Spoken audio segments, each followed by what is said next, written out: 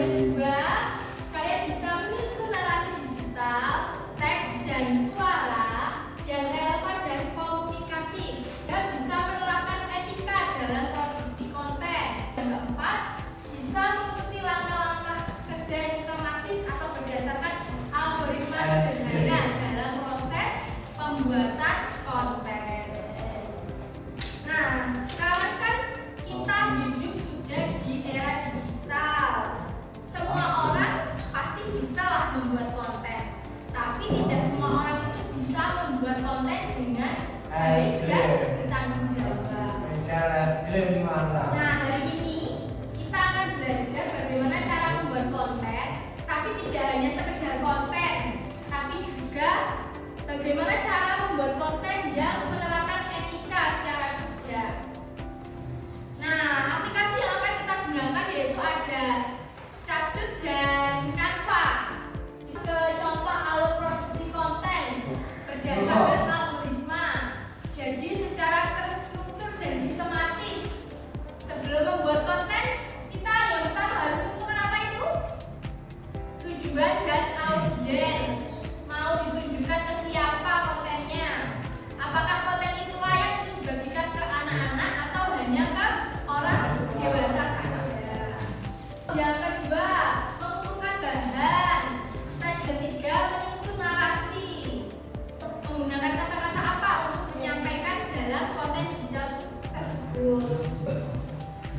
Rancang desain, perbaiki dan periksa atau bisa disebut dengan edit. Setelah itu dipublikasi atau dibagikan ke sosial media. Sekarang kita masuk ke Canva. Apa itu Canva? Canva adalah platform desain online yang Ya, merupakan sebuah platform desain. Bisa untuk membuat gambar, membuat video juga bisa. Ya, contohnya untuk membuat poster, infografis, sama slide atau video singkat. Kalau biasanya buat pakai Canva itu untuk membuat bahan presentasi. Ya, contohnya yang boleh tampilkan di depan ini. Ini hasil dari Canva ini. Ini merupakan salah satu hasil dari Canva. Nah, fiturnya ada poster, terus presentasi sama video.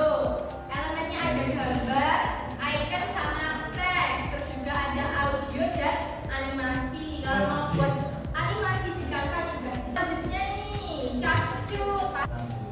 Nah, fiturnya kira-kira ada apa fiturnya yang kalian tahu, yang sering kalian gunakan fiturnya apa saja?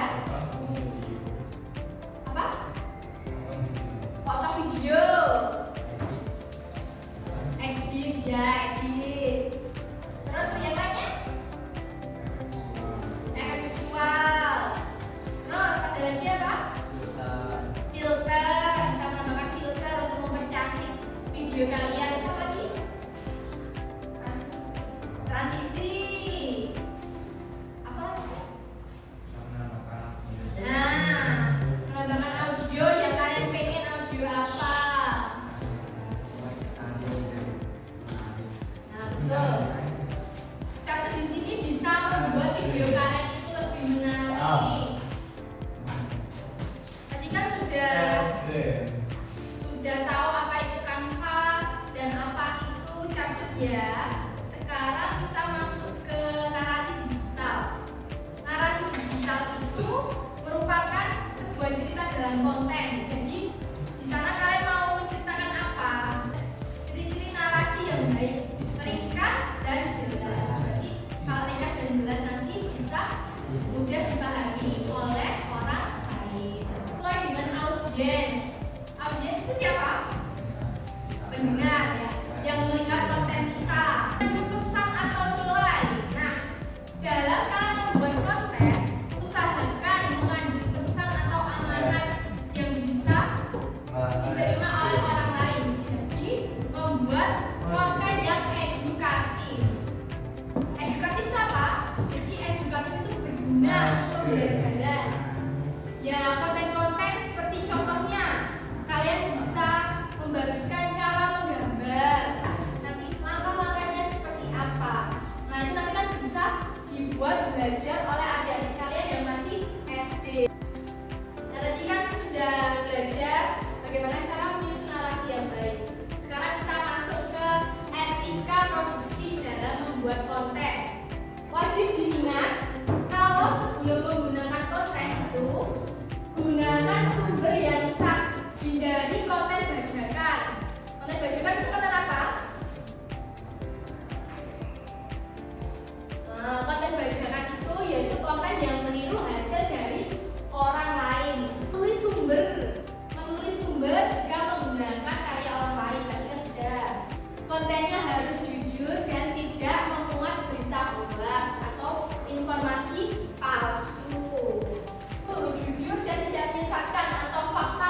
dengan kenyataan dan tidak mengandung sara atau unsur kekerasan. Jadi di sini yang harus kita hindari dalam membuat konten yang pertama yaitu plagiat atau plagiarisme, meniru karya orang lain. Terus yang kedua, konten yang menyesatkan, yang tidak memiliki dampak yang positif, itu harus dihindari. Terus yang ketiga, menghina, konten yang menghina atau mengejek orang lain. Kasihkan contoh alur produksi konten. Yang pertama, tentukan pesan utama.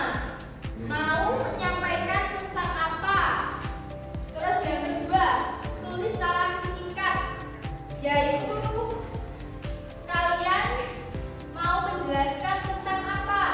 Terus pilih template di Canva. Pilih template sesuai dengan yang kalian inginkan. Tambahkan teks, icon, dan warna. Nah, itu untuk memperindah atau mempercantik dari video atau gambar yang kalian buat. Review dan simpan. Nah, jangan lupa kalau sudah selesai, jangan lupa disimpan kontennya. Setelah sudah selesai semua langkah-langkahnya itu, baru kalian membagikan ke sosial media. Sudah paham yang boleh dijelaskan tadi?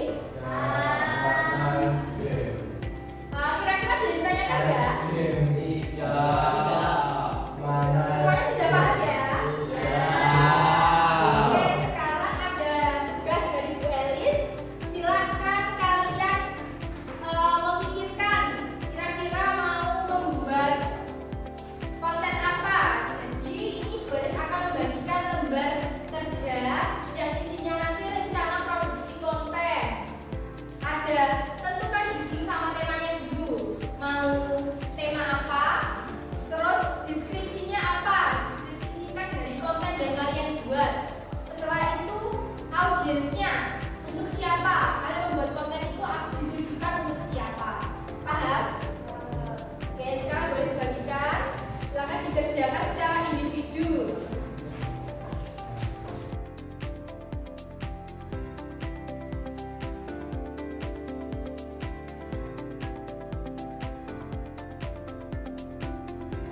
Sudah selesai? Oke, salah satu bisa mengumpulkan ke depan ya. Nando, tolong ambil lembar kerjanya teman-temannya, mengumpulkan ke depan ya. Terima kasih Nando. Oke, kalian kan sudah selesai mengerjakan rencana pembuatan konten. Jadi minggu depan kita akan mulai membuat konten sesuai dengan rencana yang sudah kalian buat. Mungkin dari yang sudah boleh sampaikan tadi masih ada bingung terkait tugas minggu depan? Sudah paham semua ya? Oke, pembelajaran pada siang hari ini sudah selesai. Terima kasih yang sudah mengikuti pembelajaran Bu Elis. Jangan lupa di rumah belajar.